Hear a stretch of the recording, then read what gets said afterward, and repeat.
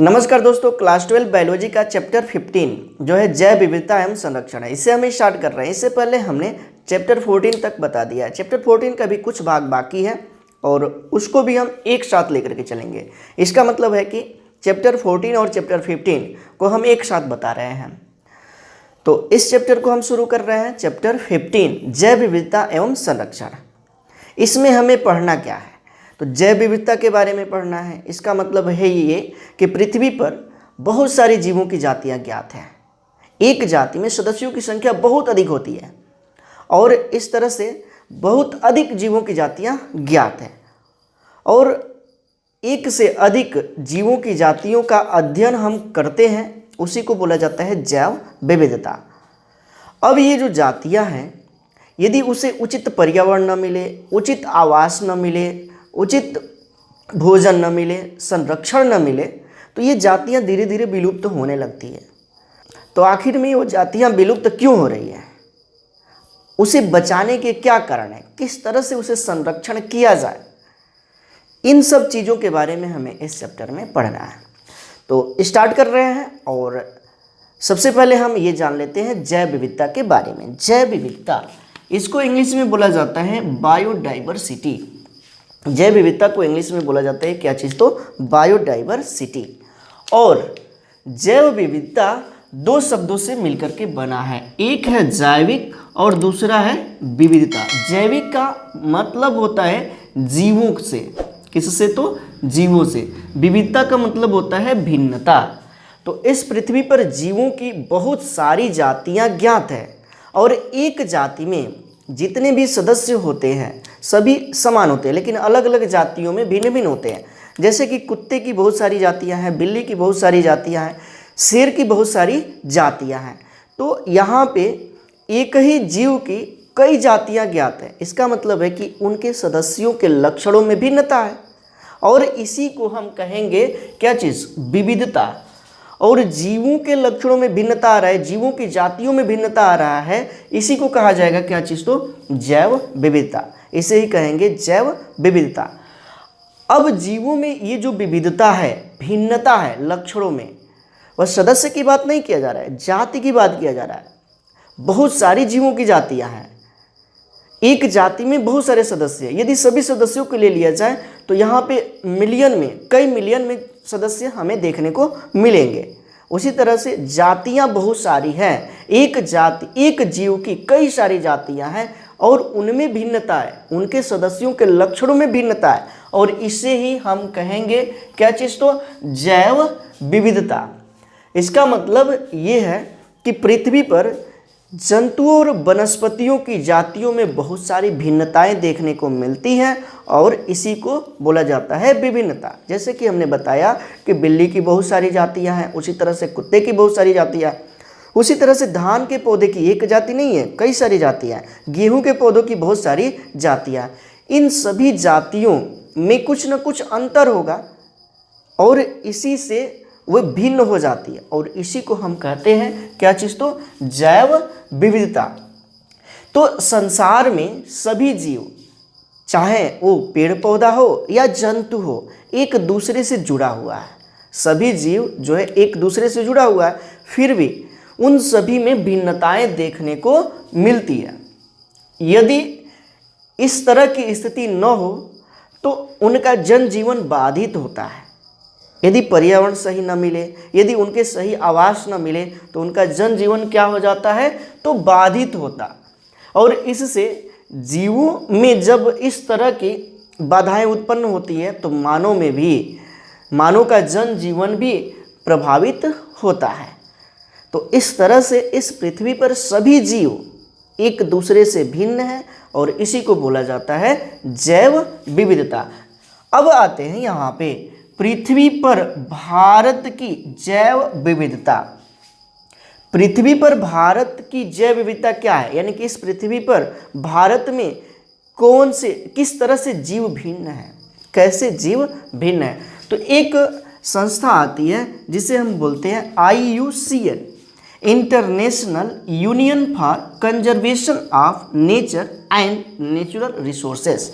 ये IUCN की पूरी मीनिंग है international union for conservation of and natural resources, ये संस्था ने लगाया है, दर्शाया है कि इस पृथ्वी पर समस्त जीवों की 1.7 से 1.8 मिलियन जातियां ज्ञात हैं।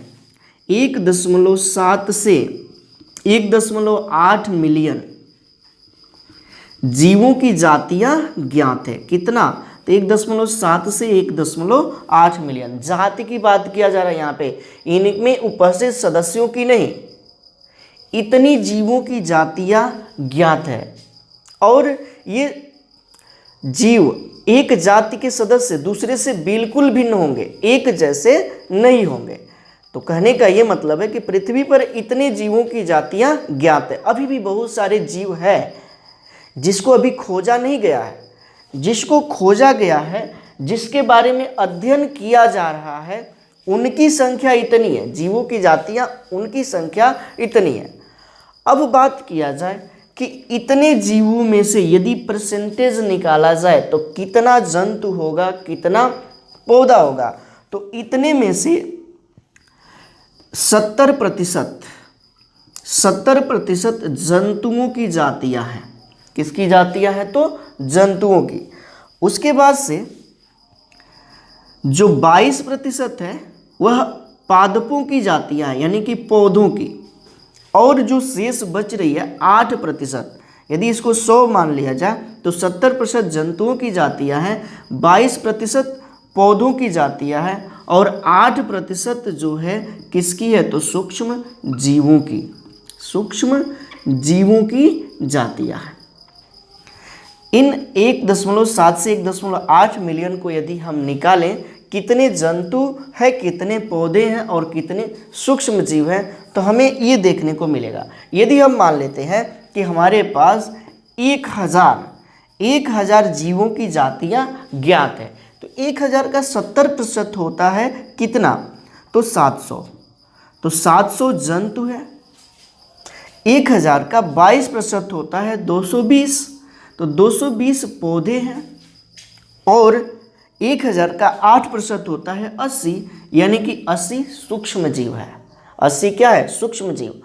अब यहाँ पे हमें ये जानकारी रखनी है कि ये जो जंतु है 70%, यदि इसे हम 100 मान ले, 100 मान ले, तो 100% में से जो 70% है वह केवल केवल कीटों का है।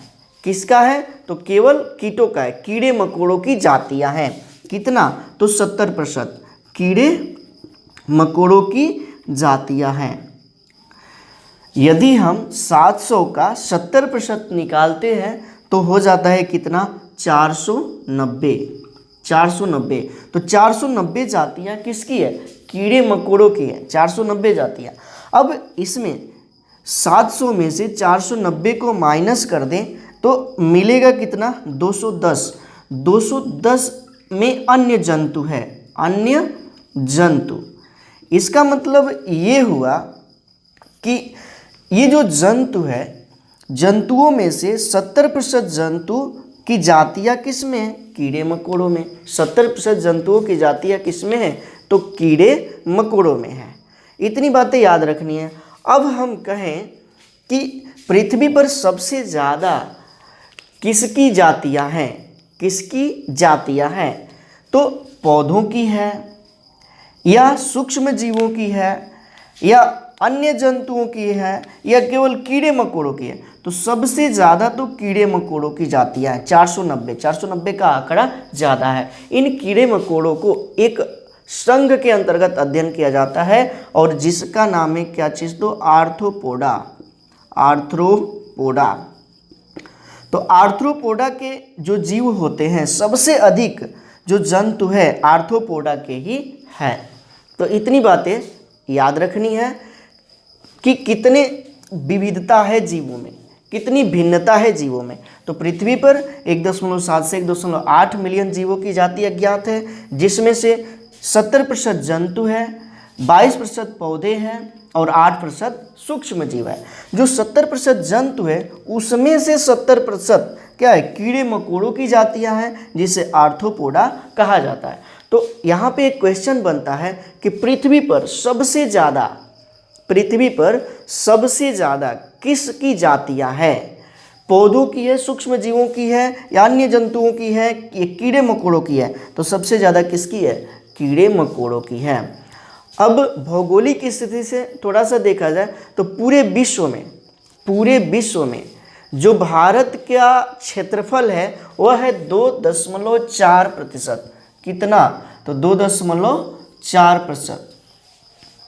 भौगोलिक दृष्टि से देखा जाए तो पूरे विश्व का भारत का जो क्षेत्रफल आता है वह है 2.4%। लेकिन अकेले भारत में पूरे विश्व की जो जीवों की जातियां हैं वह 8.1% है। कितनी, 8.1%। इसका मतलब है कि क्षेत्रफल कम है और बहुत अधिक जीवों की जातियां भारत में पाई जाती हैं। इसलिए अधिक जीवों की जातियां पाए जाने के कारण भारत 12 मेगा विविधता वाले देशों में आता है। मेगा विविधता वाले देश, 12 मेगा विविधता वाले देश है। मेगा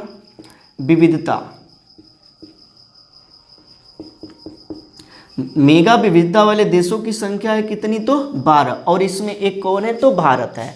ऐसा क्यों, क्योंकि भारत में जीवों की बहुत अधिक जातियां हैं। जितनी भी जातियां हैं 100% मान लिया जाए तो 8.1% तो भारत में ही इन जीवों की जातियां पाई जाती हैं।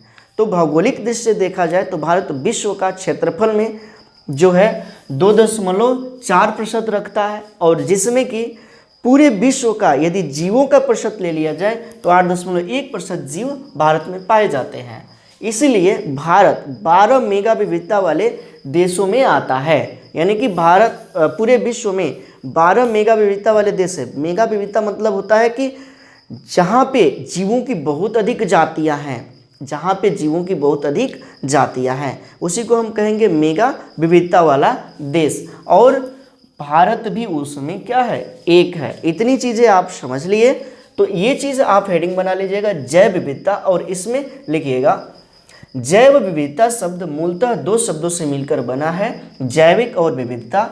सामान्य रूप से जैव विविधता का अर्थ जीव जंतु एवं वनस्पतियों की विभिन्न प्रजातियों से है। इसका मतलब है कि जीव जंतु और वनस्पतियों की बहुत अधिक प्रजातियां हैं, जैसे कि यहाँ पे हमने दिखाया 1.7 से 1.8 मिलियन। उसके बाद से प्रकृति में मानव, अन्य जीव जंतु तथा वनस्पतियों का संसार एक दूसरे से इस प्रकार जुड़ा है कि किसी के भी बाधित होने से सभी का संतुलन बिगड़ जाता है। इसका मतलब है कि जितने भी जीव हैं एक दूसरे से जुड़े हुए हैं, सभी जातियां। यदि कोई भी इधर उधर होता है तो संतुलन बिगड़ जाता है।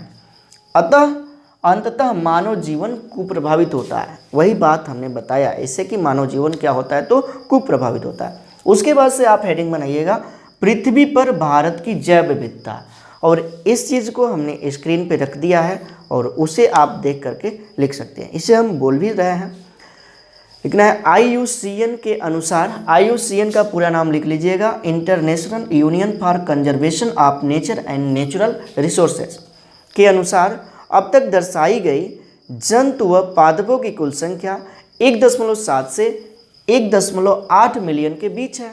लेकिन हमें यह ज्ञात नहीं है कि अभी और कितनी जातियों की खोज तथा व्याख्या शेष है।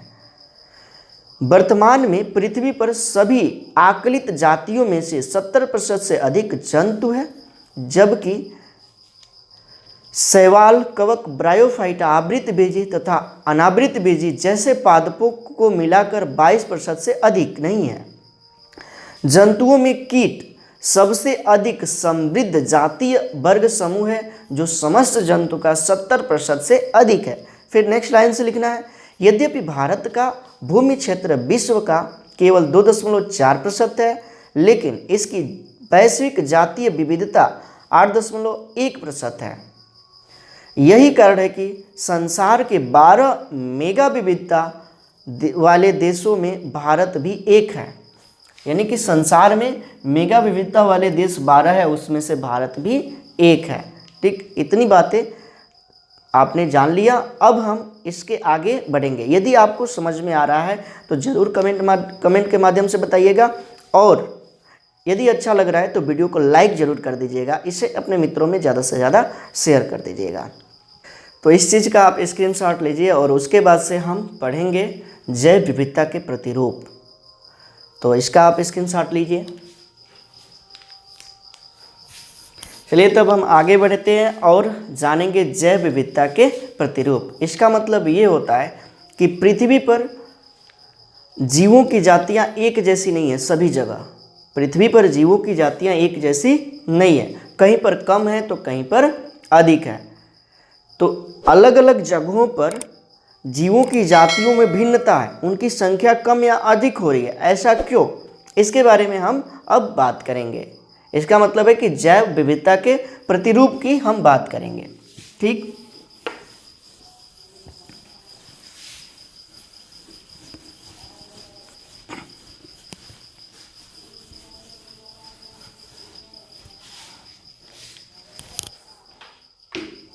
जैव विविधता के प्रतिरूप।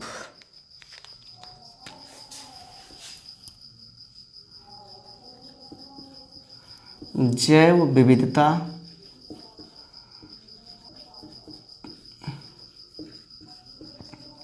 के प्रतिरूप। जैव विविधता के प्रतिरूप।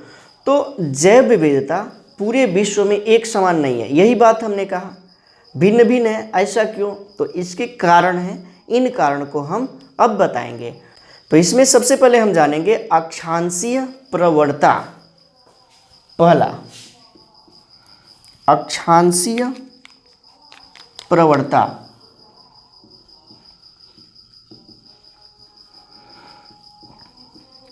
प्रवणता लेटिट्यूडनल ग्रेडियंट्स। लेटिट्यूडनल ग्रेडियंट्स यानी कि अक्षांशीय प्रवणता, इसके बारे में अब हम बात करेंगे।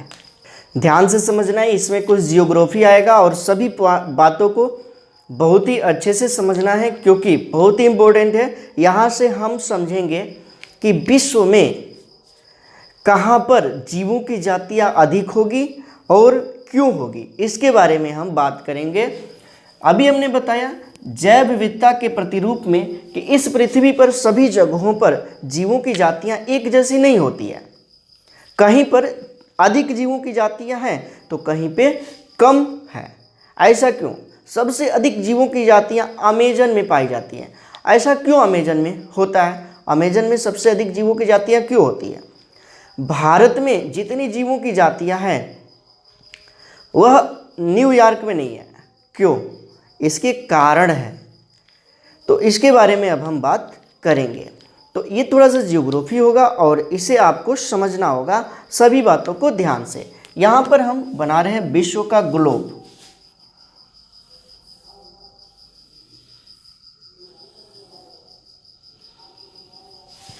यहाँ पर हम बना रहे हैं किससे, क्या चीज़, तो विश्व का ग्लोब। ये है पृथ्वी यानी कि ग्लोब है, ठीक। इसको हम क्या करें तो बीच से दो भागों में विभाजित करें। तो बीच वाली जो ये रेखा दिख रही है इसको नाम दिया जाता है अक्षांश रेखा। क्या चीज़, तो अक्षांश। ये जो रेखा इसको अलग कर रही है दो भागों में, तो इसको बोला जाता है 0 डिग्री अक्षांश रेखा।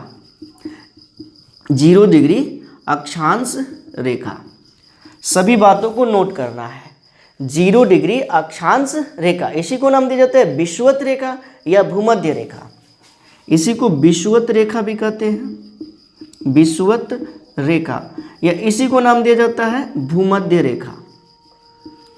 भूमध्य रेखा इसका नाम है। अब इसके ऊपर जो अर्ध गोलार्ध दिख रहा है और नीचे भी अर्ध गोलार्ध दिख रहा है, तो ऊपर वाले क्षेत्र को बोला जाता है उत्तरी गोलार्ध। क्या चीज़, तो उत्तरी गोलार्ध। और नीचे वाला जो क्षेत्र है इसे बोला जाता है दक्षिणी गोलार्ध। सभी बातें जो है यहाँ पे समझना है। ये है उत्तरी गोलार्ध और दक्षिणी गोलार्ध। इसी तरह से सबसे ऊपर यहाँ पे हम जाएंगे और इसे हम बिंदु करें ऊपर और नीचे, तो ऊपर वाला जो एरिया है नॉर्थ है, इसको उत्तरी ध्रुव कहते हैं, उत्तरी ध्रुव। और इसको बोला जाता है दक्षिणी ध्रुव, दक्षिणी ध्रुव, उत्तरी ध्रुव और दक्षिणी ध्रुव। ये बातें जो है आपको याद रखनी है। उत्तरी ध्रुव यानी कि नॉर्थ पोलर रीजन है और ये है साउथ पोलर रीजन। ये जो है इसका केंद्र हो जाएगा, क्या चीज़, तो केंद्र।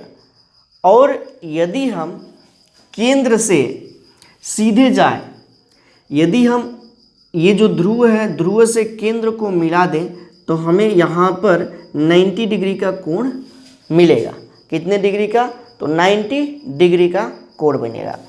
उसके बाद से यदि हम यहाँ से एक कोण बनाएं तो ये कुछ अंश का कोण बनेगा, इसे नाम दिया जाता है अक्षांश, अक्षांश।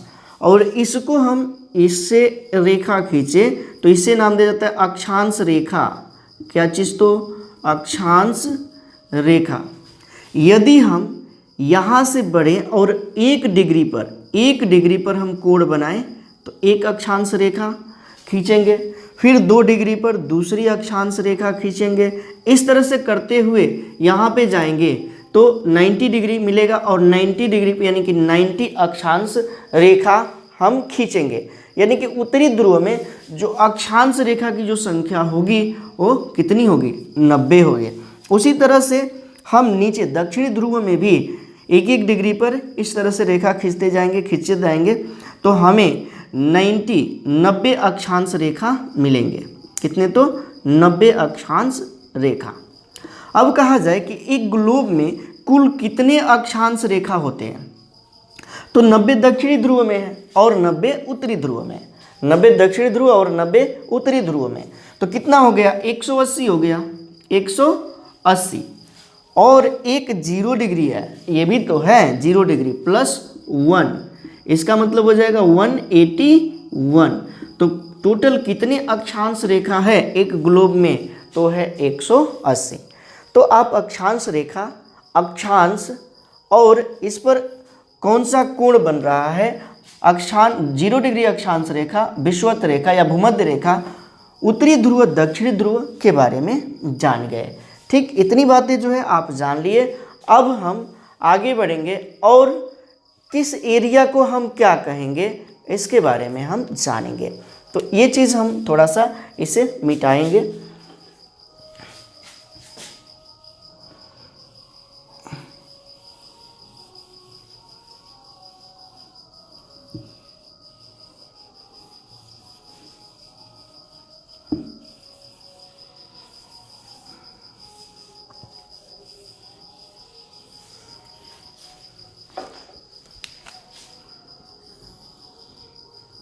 जीरो डिग्री अक्षांश रेखा है, ये उत्तरी ध्रुव है और ये दक्षिणी ध्रुव है,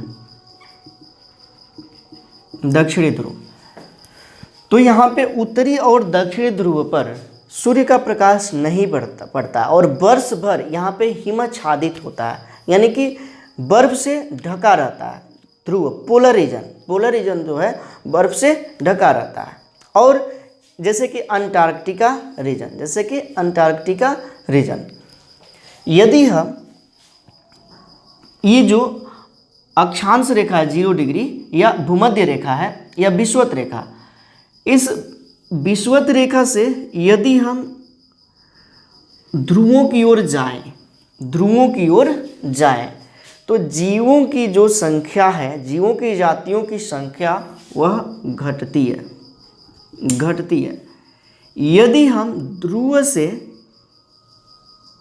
इस विषुवत रेखा की ओर आए तो जीवों की जातियां बढ़ती है। उसके बाद से यदि हम, वही बात यहाँ पर भी होगा दक्षिणी ध्रुव में, यदि हम ध्रुवों की ओर जा रहे हैं तो जातियां घटती हैं।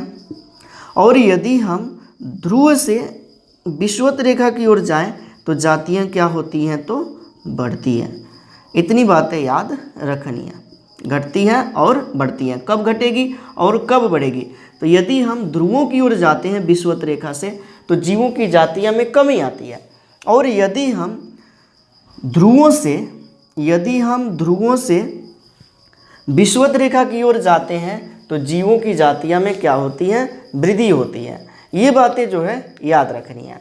अब हम आगे बढ़ें और यहाँ पर यदि हम यहाँ से एक कोण खींचे जो है 23.5 डिग्री, 23.5 डिग्री, इसे हम 23.5 डिग्री नॉर्थ बोलेंगे, ठीक है, क्योंकि ये उत्तरी ध्रुव में है, उत्तरी गोलार्ध में है। यदि हम यहाँ से एक कोण खींचे तो ये होगा 23.5 डिग्री, 23.5 डिग्री। ये कहाँ पे है तो साउथ में, क्यों, क्योंकि ये दक्षिणी गोलार्ध में, इसका अपना नाम है। तो यहाँ पे जो 23.5 डिग्री उत्तरी गोलार्ध है, उत्तरी गोलार्ध, इसको बोला जाता है कर्क रेखा। इसे हम एक रेखा खींचे यहाँ से तो ये रेखा को बोला जाएगा क्या चीज़, तो कर्क रेखा। उत्तरी गोलार्ध में कौन सी रेखा है तो कर्क रेखा। यहाँ से हम एक रेखा खींचते हैं दक्षिणी गोलार्ध में 23.5 डिग्री पर, तो यहाँ पर एक रेखा है, इसे ये कौन सा है तो दक्षिणी गोलार्ध है, दक्षिणी गोलार्ध। और ये कैसा है, ये कौन सी रेखा है तो इसे बोला जाता है मकर रेखा, मकर रेखा। और जो कर्क रेखा है और मकर रेखा, यहाँ से यहाँ तक के क्षेत्र को बोला जाता है उष्णकटिबंधीय क्षेत्र।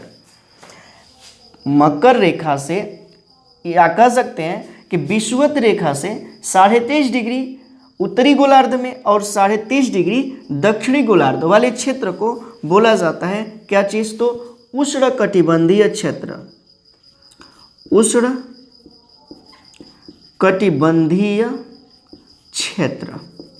ये बातें याद रखनी है। इस क्षेत्र को क्या कहते हैं तो उष्णकटिबंधीय क्षेत्र कहते हैं।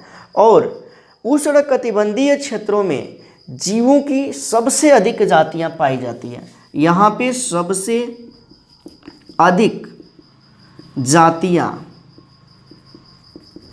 पाई जाती हैं। समझते चलना है, उष्णकटिबंधीय क्षेत्रों में सबसे अधिक जीवों की जातियां पाई जाती हैं।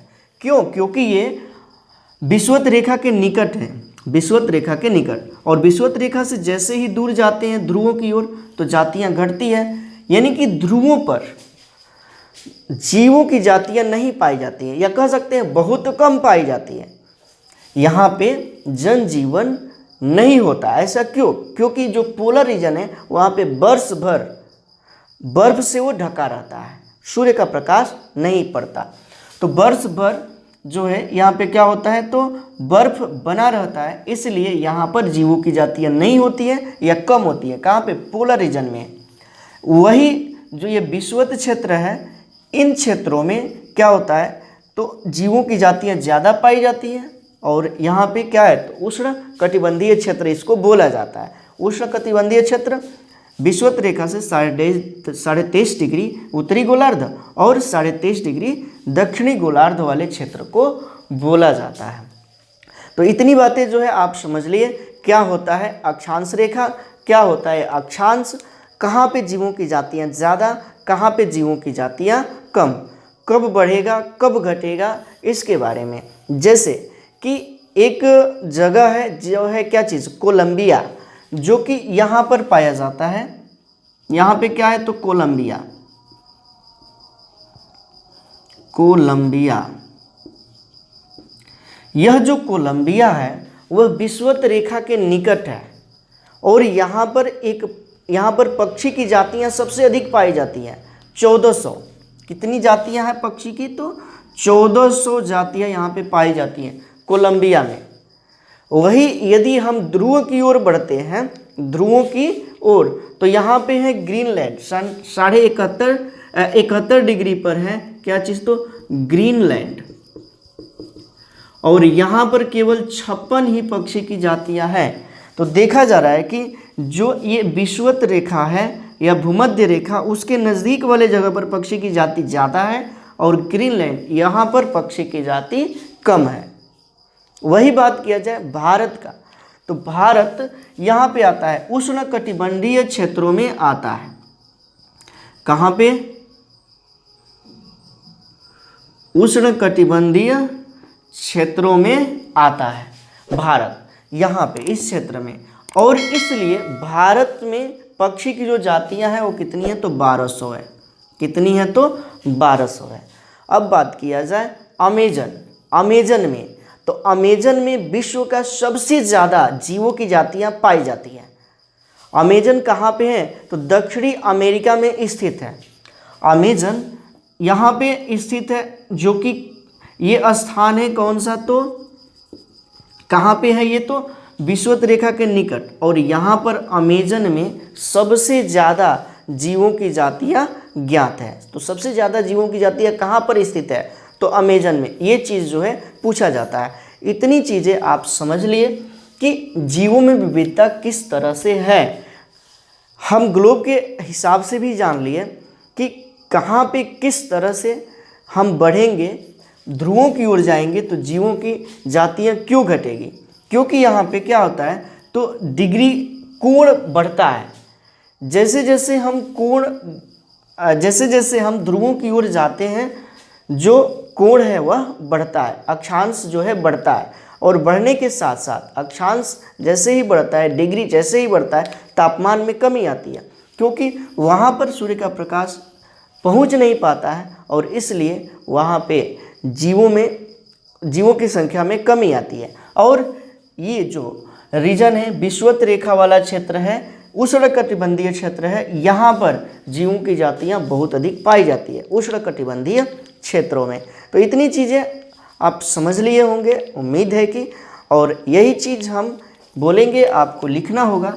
अक्षांशीय प्रवणता हेडिंग डालना है। सबसे पहले हेडिंग डालना है जैव विविधता के प्रतिरूप। ये चीज़ आपके स्क्रीन पर भी दिखाई दे रहा होगा। तो इसमें लिखिएगा जैव विविधता पूरे विश्व में एक समान नहीं होती, इसका प्रतिरूप निम्नवत है।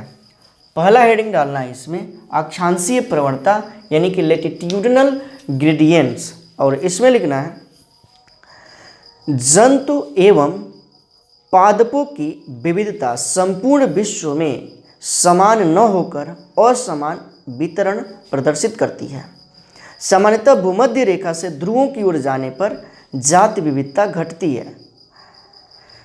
केवल कुछ अपवादों को छोड़कर उष्णकटिबंधीय क्षेत्रों पुस्तक में लिखना है 23.5 डिग्री नॉर्थ से 23.5 डिग्री साउथ तक में शीतोष्ण या ध्रुव प्रदेशों से अधिक जातियां पाई जाती हैं। ये वाला इधर वाला जो क्षेत्र है ये तो उष्णकटिबंधीय है, 23.5 डिग्री नॉर्थ से 23.5 डिग्री साउथ तक। और जो ये क्षेत्र बच रहा है इसको शीतोष्ण क्षेत्र बोला जाता है।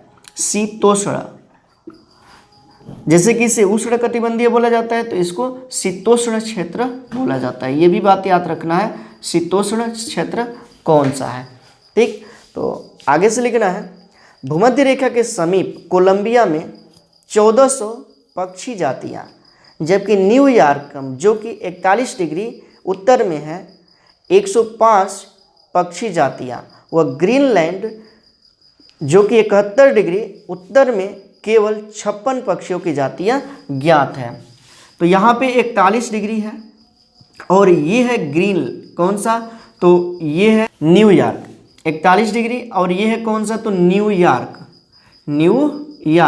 और यहाँ पर जीवों की जातियाँ कितनी हैं, तो पक्षियों की जातियाँ तो 105 है, 105 है। तो वही चीज़ लिखना है, आगे बढ़ना है और लिखना है भारत में जिसका अधिकतर भूभाग उष्णकटिबंधीय क्षेत्र है, 1200 से अधिक पक्षियों की जातियां हैं। इक्वाडोर के उष्णकटिबंधीय के वन क्षेत्र संवहनी पौधों की जातियां यूएसए के मध्य पश्चिम में स्थित शीतोष्ण क्षेत्र के वनों से 10 गुना अधिक है। दक्षिणी अमेरिका के अमेजन उष्णकटिबंध वर्षा वनों की जैव विविधता पृथ्वी पर सर्वाधिक है। यहाँ पर 40,000 पादप जातियाँ, 3,000 मत्स्य, 13,000 पक्षी, 427 स्तनधारी, 427 उभयचर, 378 सरीसृप तथा 1,25,000 से अधिक अकशेरुकी जातियों का आवास है। बस इतना जो है आप समझ लिए, इस चीज़ का स्क्रीनशॉट ले लीजिएगा और उसके बाद से वीडियो को रिपीट करके देखिएगा, बहुत ही अच्छे से आप समझ पाए होंगे। आगे हम दूसरा जानेंगे जो होगा क्या चीज़, तो जाति क्षेत्र संबंध यानी कि स्पीसीज एरिया रिलेशन। पहला हो गया अक्षांशीय लेटिट्यूडनल, दूसरा हो जाएगा क्या चीज़, तो जातीय क्षेत्र संबंध। चलिए तो जातीय क्षेत्र संबंध के बारे में अब हम जानेंगे। जातीय क्षेत्र संबंध, दूसरा जातीय क्षेत्र संबंध यानी कि स्पीसीज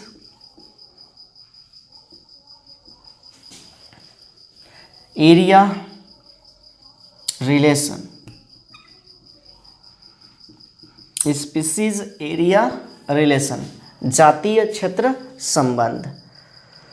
तो इसके बारे में समझा जाए, ये है क्या, तो इसे सबसे पहले किसने दिया, तो जर्मनी के प्रसिद्ध प्रकृतिवाद एवं भूगोल शास्त्री जिसका नाम है अलेक्जेंडर वान हैम्बोल्ट। जर्मनी के प्रसिद्ध प्रकृतिवादी एवं भूगोल शास्त्री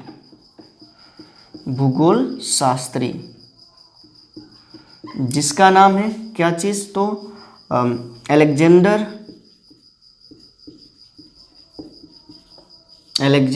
वान हम्बोल्ट। इन्होंने जातीय क्षेत्र संबंध दिया। किसने, तो अलेक्जेंडर वान हम्बोल्ट ने।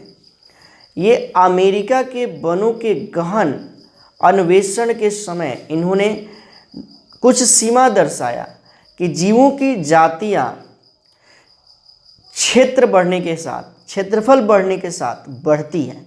इन्होंने बताया क्या कि जीवों की जो जातियां हैं क्षेत्रफल बढ़ने के साथ बढ़ती हैं, लेकिन इसकी एक अपनी सीमा होती है, सीमा पर जाकर के, निश्चित सीमा पर जाकर के रुक जाती हैं। ये नहीं कि हमेशा बढ़ती ही रहती है।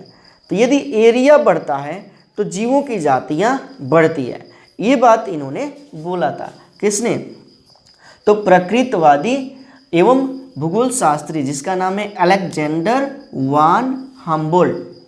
इन्होंने बताया क्या कि क्षेत्रफल बढ़ने के साथ साथ जीवों की जातियां में भी क्या होती है, वृद्धि होती है। तो उन्होंने लघुगणक पैमाने पर एक समीकरण प्रस्तुत किया जो है क्या, वो है log s बराबर log c plus z log a। ये समीकरण उन्होंने यहाँ पे दिया, जहाँ पर s क्या है, तो जातीय समृद्धि है। s इक्वल टू जातीय समृद्धि। उसके बाद से a इक्वल टू क्या है, तो एरिया यानी कि क्षेत्रफल। जातीय समृद्धि को इंग्लिश में बोला जाता है स्पीसीज रिचनेस। क्षेत्रफल को इंग्लिश में बोला जाता है एरिया। उसके बाद से जेड है क्या, तो इससे बोला जाता है रेखीय ढाल। इसका एक और नाम है समाश्रय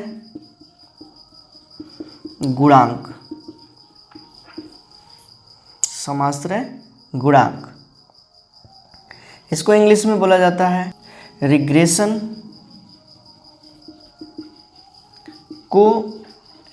कोएफिशिएंट। उसके बाद से क्या है, तो सी, तो सी को बोला जाता है वाई अंतःखंड।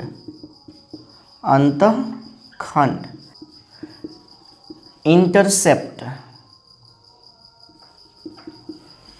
तो ये चीज़ें हैं। इन्होंने क्या किया, तो लघुगणक का एक समीकरण दिया और अलेक्जेंडर वान हम्बोल्ट ने जो है क्या log s बराबर log c plus z log a, और इसको जो है उन्होंने ग्राफ बनाया, एक ग्राफ बनाया।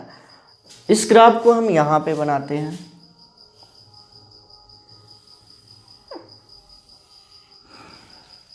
इस ग्राफ को हम यहाँ पे बनाते हैं। ये वाला जो है, ये वाला x एक्सिस है और ये y एक्सिस है।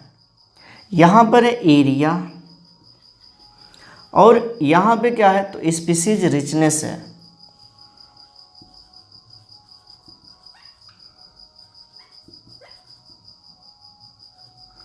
स्पीसीज रिचनेस यानी कि जातीय समृद्धि। उन्होंने कहा कि यदि एरिया बढ़ता है तो जातियों की संख्या में वृद्धि होगी, यानी कि जातियों की संख्या में क्या होगी, तो वृद्धि होगी। एरिया बढ़ रहा है तो जातियों की संख्या में वृद्धि होगी। और इसी को एक सूत्र द्वारा स्थापित किया, क्या चीज़, तो s बराबर CA का पावर Z। s बराबर CA का पावर Z। यदि एरिया बढ़ाया जाए तो जातियों की संख्या में यानी कि स्पीसीज रिचनेस में क्या होगी, वृद्धि। इसी को इन्होंने एक सूत्र द्वारा दिया, s बराबर CA का पावर Z, जहाँ पर ये जो s क्या है, तो s जातीय समृद्धि है, स्पीसीज रिचनेस है। ये क्या है, तो क्षेत्रफल यानी कि एरिया है। उसके बाद से यहाँ पे c क्या है, तो y अंतःखंड यानी कि इंटरसेप्ट है। और यदि यही ज़्यादा हो जाए तो क्या होता है, सीमित हो जाता है क्षेत्रफल का। यही ज़्यादा हो जाए तो जातियों की जो वृद्धि है वह सीमित हो जाती है। इसी को हम ये प्रदर्शित करते हैं, log s बराबर log c plus z log a। तो इतनी बातें जो है आप समझ लिए। अब इसी को लिख लेना है, जो कि आपके स्क्रीन पर भी दिख रहा है। हेडिंग बना लेना है, जातीय क्षेत्र संबंध यानी कि स्पीसीज एरिया रिलेशन। और इसमें लिखना है, जर्मनी के प्रसिद्ध प्रकृतिवादी व भूगोल शास्त्री अलेक्जेंडर वान हैम्बोल्ट ने दक्षिणी अमेरिका के वनों के गहन अन्वेषण के समय दर्शाया कि कुछ सीमा तक किसी क्षेत्र की जातीय समृद्धि क्षेत्र की सीमा बढ़ाने के साथ बढ़ती है। वास्तव में जाति समृद्धि और वर्ग की व्यापक किस्मों के बीच संबंध आयताकार परिवलय होता है। ये बात याद रखना है, कैसा होता है, आयताकार परिवलय यानी कि रेक्टेंगुलर हाइपरबोल। आयताकार परिवलय, आयताकार परिवलय यानी कि रेक्टेंगुलर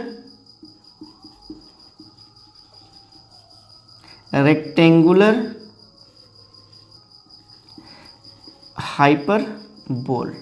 तो ये बात याद रखनी है, जो ये वृद्धि होती है कैसा होता है, तो रेक्टेंगुलर हाइपरबोल होता है। फिर नेक्स्ट लाइन से लिखना है, लघुगणक पैमाने पर यह संबंध एक सीधी रेखा दर्शाता है जो निम्न समीकरण द्वारा प्रदर्शित है।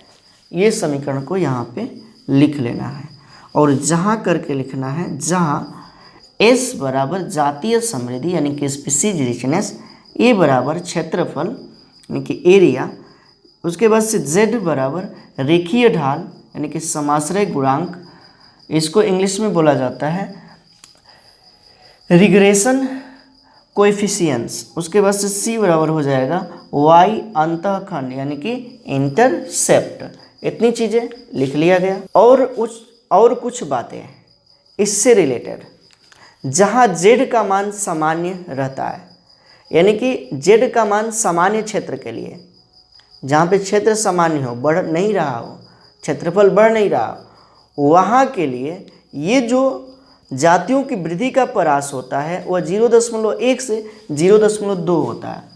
0.1 से 0.2 2 होता है सामान्य क्षेत्र के लिए। सामान्य क्षेत्र के लिए यदि ढलान में आश्चर्यजनक रूप से एक जैसी है, लेकिन उनके जो समूह है या महाद्वीपीय संबंध है उसका विश्लेषण बढ़ रहा है कि ढलान तीव्रता से तिरछी खड़ी होगी और वहाँ का जो परास होगा 0.6 से 1.2 हो जाएगा। 0.6 से 1.2 हो जाता है। तो ये बातें फिर से लिख लेना है और इसी के नीचे से लिखना है जो लिखा गया, जहाँ z का मान सामान्य क्षेत्र के लिए 0.1 से 0.2 परास होता है। समाश्रय रेखा z की ढलान आश्चर्यजनक रूप से एक जैसी होती है, लेकिन किसी बड़े समूह जैसे संपूर्ण महाद्वीप के जातीय क्षेत्र संबंध के विश्लेषण से ज्ञात होता है कि समाश्रय रेखा की ढलान तीव्र रूप से तिरछी खड़ी होती है। वहाँ z का मान, z का परास 0.6 से 1.2 होता है। उदाहरण के लिए विभिन्न महाद्वीपों के कटिबंधीय वनों के फलहारी पक्षी तथा स्तनधारियों की रेखा की ढलान 1.15 है। उसके बाद से आपको ये ग्राफ भी बनाने हैं और सभी चीज़ें यहाँ पे हमने दिखा दिया। यहाँ से आगे का हम अगले वीडियो में बताएंगे।